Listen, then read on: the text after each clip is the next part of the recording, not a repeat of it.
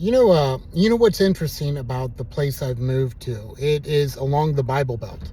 I've met some incredibly sweet people. I think this is the second video, maybe that kind of touches base on the topic of faith. I understand it's very important to a lot of people, and I see why. It's about a sense of community, camaraderie. It could actually be your eternity. So I understand that. I appreciate that. And the people that speak to me have been nothing but kind. And I've been invited to a number of churches, which I've never been invited to really and authentically where I used to live. I mean, occasionally you would have a friend mention something to you, but never like someone that you're like, not even acquainted to, a borderline stranger. It's well intentioned and it's to be appreciated. It's about goodwill. It's about being a decent human being. That's what I would like to think most religious organizations teach you. And of course, there's exceptions to the rules. But that's not what this video is really about. So I'm like kind of torn. I'm kind of on the fence. Do I go out to a particular church? I think the message of a lot of churches resonate with me. If it's nice and simple, I can vibe with that. However, if it's political or scientific, I call it for what it is, which is like a BS. If someone comes up to me that's a creationist, of course I'm going to laugh at them. If they're politically motivated by their faith, of course I'm going to laugh at them. You're kind of like a little less than zero to me if that's the case. But what's odd is a lot of these people are very like forward about their faith, which I appreciate because it's certainly better than being than being double-faced about it. But you can have a conversation about goodwill and being decent, which should be ingrained in you anyway, man. You're a social animal. I don't understand why most people can't feel that way just by being alive.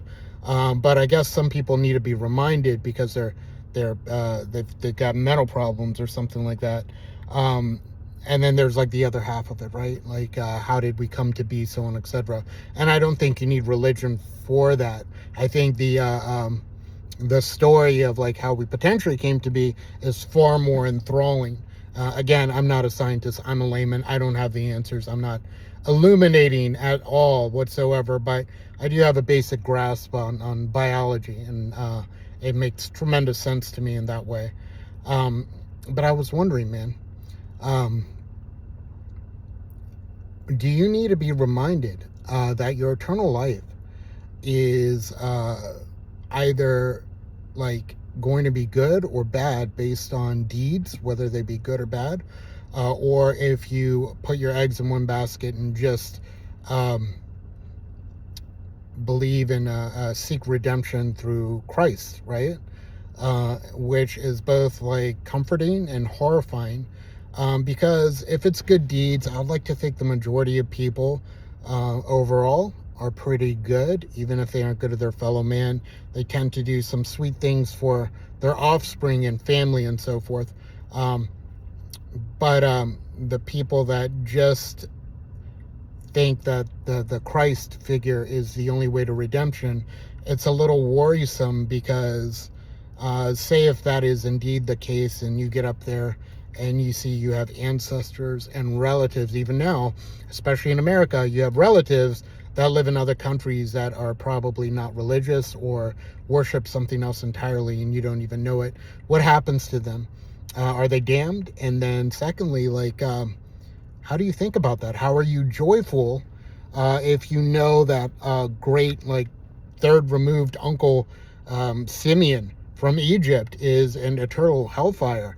How are you happy if that's the case? And if they take that out of your mind, and you are eternally happy and you're naive about the suffering of others, that kind of takes away from being you human. And then what would be the point of existence? Because both pleasure and pain make you who you are, the yin yang or what have you. But I was wondering about that because myself, having a lot of relatives that are never even going to really be around a church in any way, in any intimate kind of way, like what happens to them? What happens to me if there is indeed anything? And the damnation part of it, does anyone actually deserve that? What does that teach you? Is it supposed to be a lesson or just pain for the sake of pain? And why would you do that? There's people I don't really like, and I couldn't imagine throwing them in a lake of hellfire. I think that would be beyond painful. And some people that are authentically sick, these are people with maybe psychopathic or sociopathic traits. How do you how do you fix that? That's a part of who they are, right? Like, if you try to redeem them through pain, they would still be the same person. They would still have that mind blindness and not be able to comprehend the lesson you're trying to teach them. So it seems very complicated. It doesn't seem like a black and white rule. And then, like, another thing that horrifies me, people that are of faith and people that believe the only way to salvation is through Christ exclusively.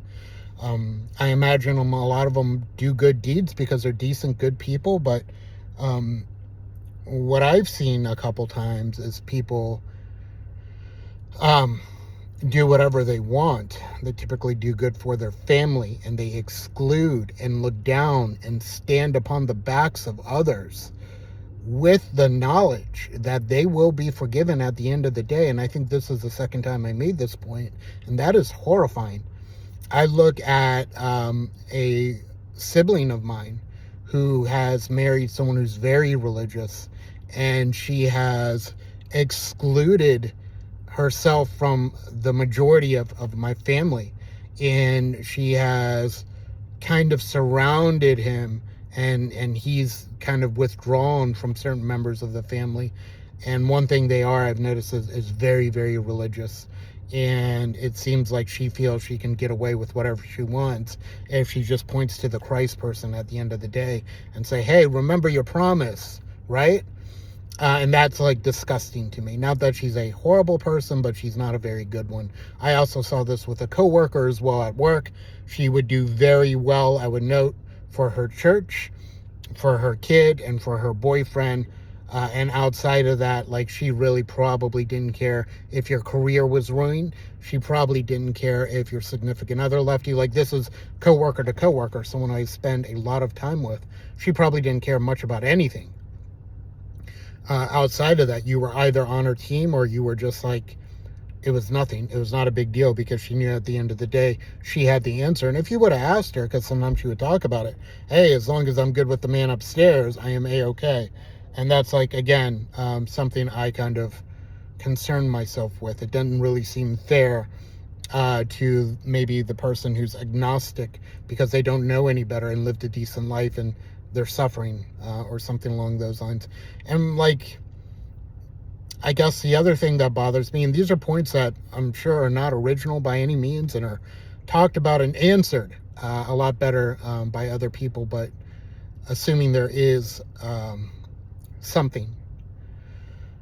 Why is there so much pain, like, in the world? Like, I don't think it is a valuable lesson. And when I'm talking about pain, I'm talking about within the animal kingdom, you see some death on a daily basis, either by injury or killing or some kind of disease, and it's horrific and it's prolonged and it's suffering, and you can't justify it. You can't say it's like a part of the circle of life, because if something needed to kill something, it didn't have to be something that was so painful, so horrific, so sad. And these are things that we don't even see necessarily.